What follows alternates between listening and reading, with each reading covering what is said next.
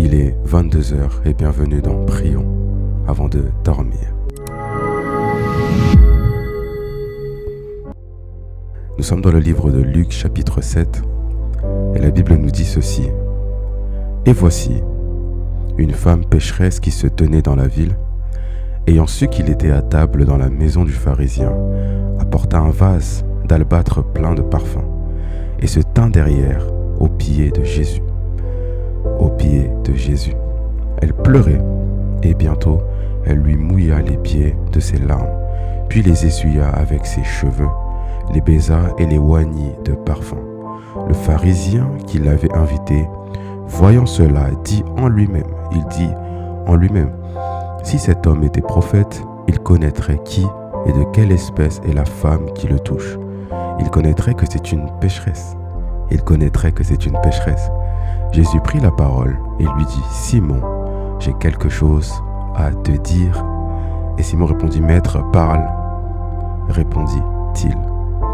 Alors, de la même manière que Simon a eu quelque chose à dire par rapport à cette femme, moi aussi j'ai quelque chose à te dire par rapport à cette femme. La Bible dit que cette femme n'a pas regardé à son statut. Cette femme n'a pas regardé à ce que les gens pouvaient même dire d'elle. Elle n'a pas regardé à ceux qui couraient, elle n'a pas regardé à sa réputation. Mais lorsqu'elle a vu l'opportunité de se rapprocher de Jésus, la Bible dit qu'elle va saisir cette opportunité. Vous savez, vous ne pouvez pas dormir sans pour autant prier. C'est un danger de dormir sans prier, de fermer les yeux sans pour autant savoir ce qu'il se passe lorsque vous fermez les yeux. Cette femme vivait une vie sans pour autant savoir qu'elle préparait sa délivrance, qu'elle avait rencontré celui qui allait briser les chaînes. Et en cette nuit, nous voulons aussi avoir le caractère de cette femme. Nous voulons avoir le caractère de cette femme. Car en réalité, si nous n'avons pas le caractère de cette femme, nous n'oserons pas nous présenter devant Jésus. Parce que nul n'est parfait ou nul n'est digne de se tenir devant Jésus. Mais cette femme avait compris que ça ne dépend pas de ce qu'on pense de nous, de ce que les gens disent de nous, mais ça dépend d'être proche de Jésus. Voici pourquoi aujourd'hui nous allons prier et nous prierons sur le pardon qui brise les chaînes, le pardon qui brise les chaînes. La femme va pleurer, la femme se présente devant Jésus, elle fait toutes sortes de choses pour que Jésus comprenne qu'elle lui demande pardon. Et en cette nuit, nous voulons que par notre attitude, que par notre prière, que nous puissions lui demander pardon.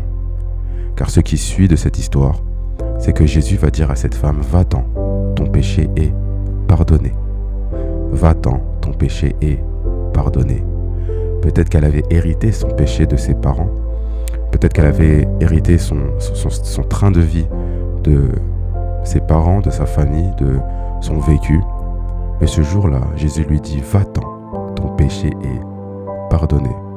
J'aimerais dire que ces prières avant de dormir ne sont pas simplement pour les personnes qui mènent des vies saintes, mais ces prières sont pour les personnes qui, eux, veulent demeurer aux pieds de Jésus, loin des regards, mais près de Jésus.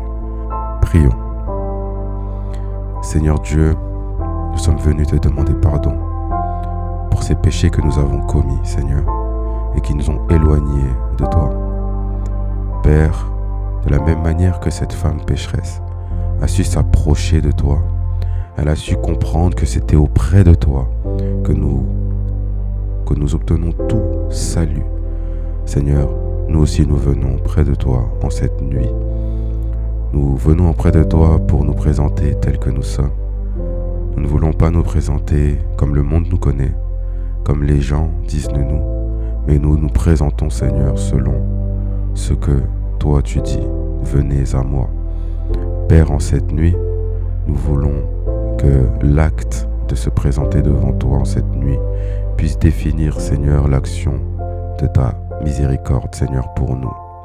L'action, Seigneur, de ton approche pour nous. Seigneur, nous voulons, Père, que durant cette nuit, Seigneur, que tu puisses nous réconforter, que le sentiment du jugement ne puisse pas, Seigneur, encombrer nos pensées.